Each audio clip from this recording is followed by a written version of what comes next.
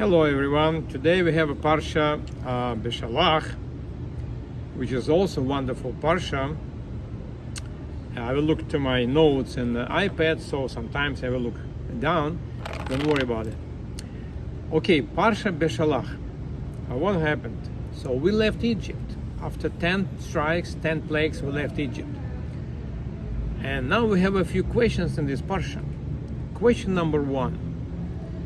At the beginning of the Parsha, it clearly says Hashem didn't want to show us short route. He would like to bring us to Canaan by the long way. Why? That's question number 1.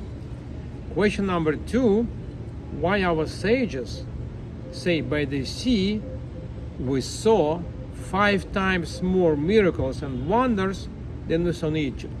That's question number 2. Question number 3, it says Hashem didn't want to send us by the long way because he didn't want us to be afraid of the war. So the question is, what kind of the war? We don't know something. Okay, let's go to question number 1. Why Hashem has chosen the long way? There are some obvious answers and some not obvious answers. Obvious answer because if you go from point A to point B, and if you decide to go back, you already passed the long way, you're too far from point A. You don't want to go back. But if it's very close, very short way, you go from point A to point B, you look back and say, okay, I go back because it's short way. That's the obvious explanation. But it's a little bit something hidden there. It's not obvious answer.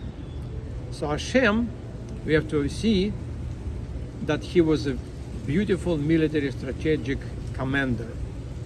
His plan was strategically the best. And I try to explain and try to show it to you. You will be with me.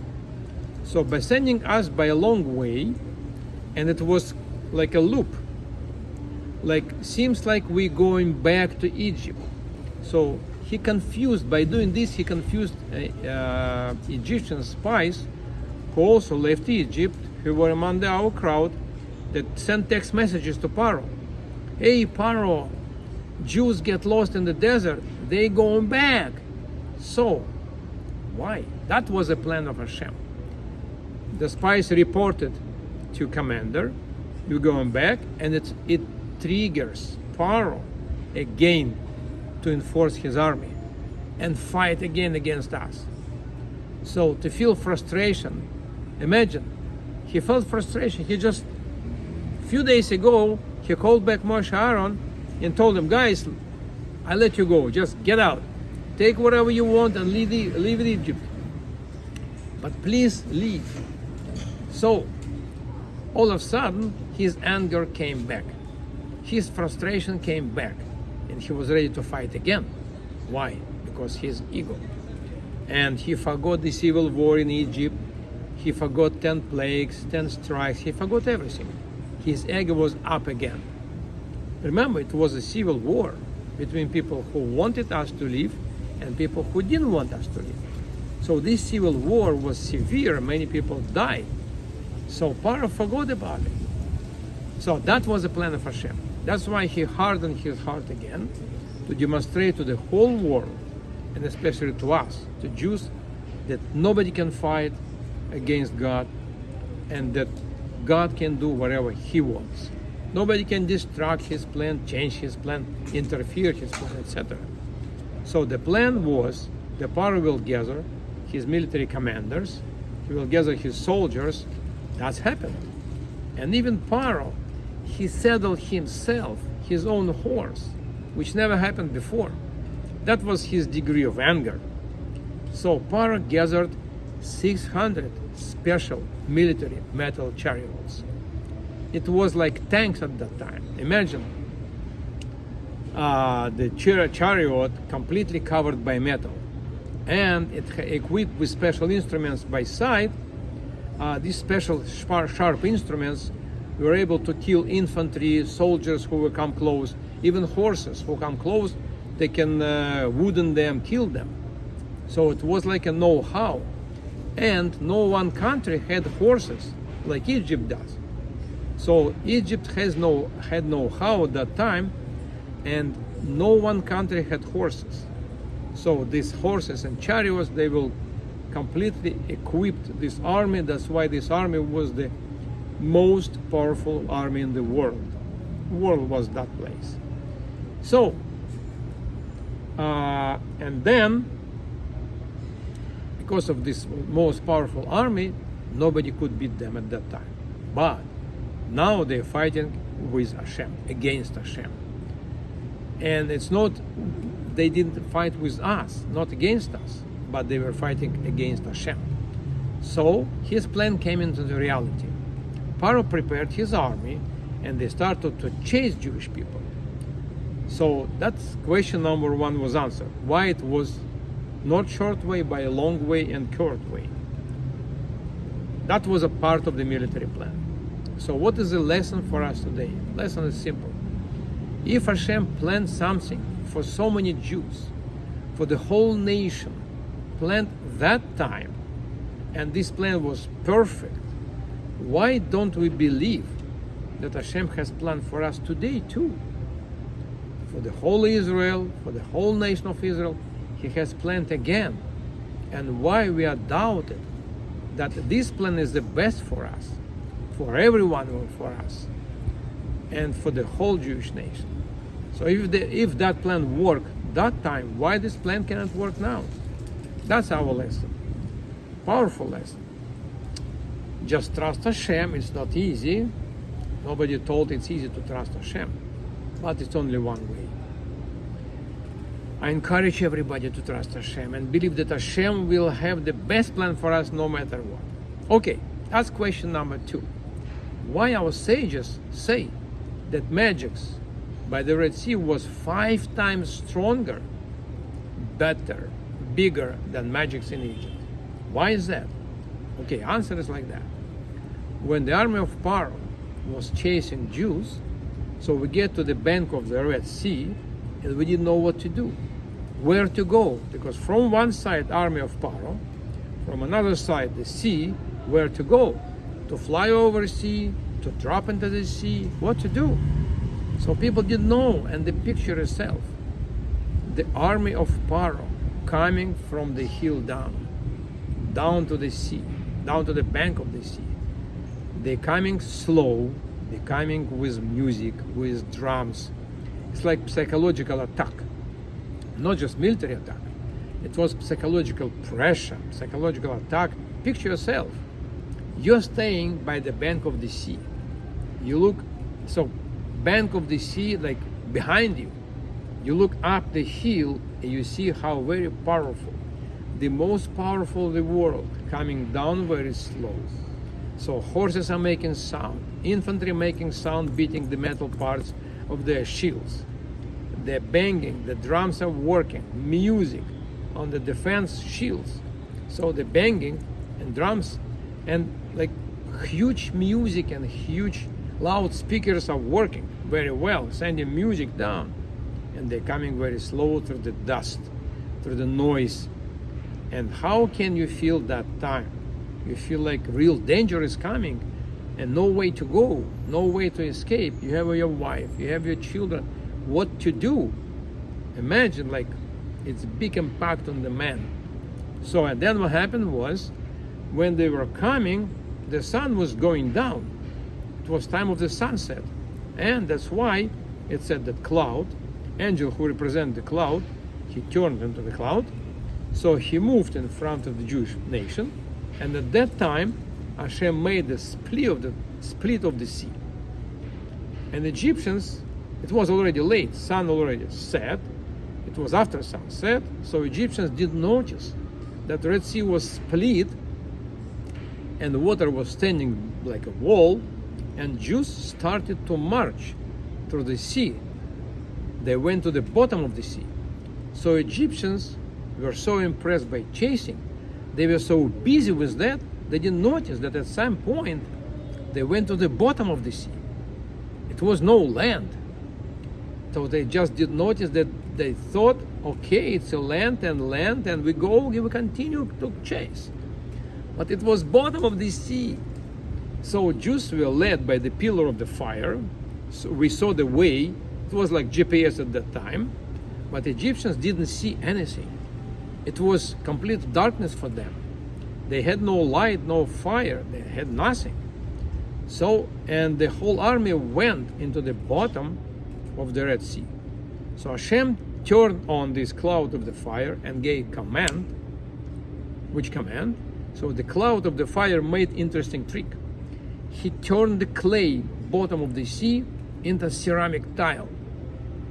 Like imagine yourself, ceramic tile which is first of all slippery, and then it was like just got off the oven. It was so hot. So imagine horses of Pharaoh went into the ceramic tiles which was slippery, and it was for them like they were shocked. They could not stand upright, they could not march. And they started to fall down, and wheels of chariots caught fire because of it was very hot ceramic tile. So chariots started to burn, because originally it was they made of wood and just covered by the metal, but inside was the wood. So they started burning. All chariots started burning. Horses were panicking, going left and right, and they were killing infantry soldiers because they had special metal mechanism on the side of the chariots. So it was completely disaster. It was panic. They were killing soldiers. Horses were screaming. Soldiers were screaming. It was like a huge noise, and nobody could understand where do they go. And Hashem made like when even wheels were burning, but like unusual force were pulling them further into the bottom of the sea. They didn't realize that chariots without wheels were still pulled down to the bottom. And Jews safely went out of the sea. When we safely went to the other bank of the sea, Hashem was waiting for that moment as far as the last person left the bottom of the sea. So then Hashem did unbelievable trick. He put back the whole sea waters from the wall. It was like standing by the wall. The water was standing, and it was down like a tsunami. The whole army in 1 second was under the water, and then everything was quiet. And army completely drowned, and the waves threw out. And then later on, the waves threw out those Egyptians out of the sea into the bank of the sea, and it was quiet. So right after Jews went out of the sea, so these soldiers, like some of them were landlords of Jews, and those people who were thinking to go back, they realized there's no way back because their landlords are killed here at death. So by doing this, Hashem assured Jews again that Egyptians didn't go back, so they were killed. So no way for us, for Jews, to go back to Egypt. So whole army was killed. All men were killed, and only one person escaped. Who was that? Guess who was that? It was Pharaoh. Hashem wanted him to see how powerful Almighty is. And then Pharaoh made huge mistake. That he was chasing Jews, he killed the whole army, and it was complete mistake to fight against Hashem. So Pharaoh went back to Egypt, and all women, they almost killed him. They wanted to kill him because they lost their husbands in this unpredictable war, and they didn't understand how come. Pharaoh promised to kill all Jews, to take back their jewelry, gold and silver, etc. Instead, he killed all his army. So by the way, his soldiers, they put all jewelry on them, all silver and gold, all gems. They wanted to demonstrate that Egypt is still rich, that Egypt is still powerful. And when those people were killed by the water, by sea and waves throw them into the bank of the shore, so Jews realized, oh, so many people with gold and silver, why don't we take it? Let's continue, guys, to fill out our pockets and to fill our donkeys with the gold and silver. So let's go exchange, because they had something maybe from copper or cheaper metal, so they throw it out. and fill their donkeys and pockets with gold, real gold and real silver. So that's why our sages say it was 5 times bigger. 5 times bigger magic, because whatever Hashem did, like a huge, very knowledgeable military commander, like a big general. He just made a trap for Egyptian's army and he locked them up. Then he turned on angel like a fire, then he turned on water, so everything was like by sequences. So Hashem again demonstrated that his plan is the best. And third question, what kind of war? Why Hashem didn't want our Jewish nation to see the war? What kind of war was there? So according to our Midrash, one tribe of Ephraim, they calculated by the wrong way these 430 years which were promised by Hashem to Avraham Avinu, that your children will get into slavery, they will get out of the slavery, etc. after 430 years. I will get them back. So Ephraim, the tribe of Ephraim, they made the wrong calculation. And they left Egypt, somehow they killed soldiers, and they left and they went to Canaan. On the way to Canaan, they get into Plishtim, Palestine. They get into their land. It was like a neighboring country for Canaan. But Plishtim were very good soldiers, very experienced soldiers, comparing to our slaves, who were so many years in slavery. So how could they fight? They had no idea about military strategy, about fighting. But they were thinking to fight with Plishtim. They were thinking to come to the Canaan. They didn't want to fight with Plishtim. They were going to Canaan to ask Edom, who was our brother Esau. It was Esau descendants. So ask them, guys, we were in slavery so many years, you were not, but Hashem promised Avraham Avinu that your children will get into slavery. So we were there, you weren't. We don't ask you to go to slavery, but at least maybe you'll go with us to help us to get out of Egypt. So that was their plan. Nobody knows, will they go Edom and centers or will not do it, but the bottom line, they get to they bump with Plishtim army and they were completely killed. So, and their bones were everywhere. And Hashem didn't want our crowd, our Jewish nation, to see these bones in the battlefield. That's why he chose the long, long way. So, moral of the lesson of this Parsha is that Hashem has a plan for the whole nation of the Jews. And even for every single Jew. We just have to trust Hashem. And we have to know that whatever He commands us to do, it's the best way for us to live. Thank you very much, guys. See you soon. Bye-bye.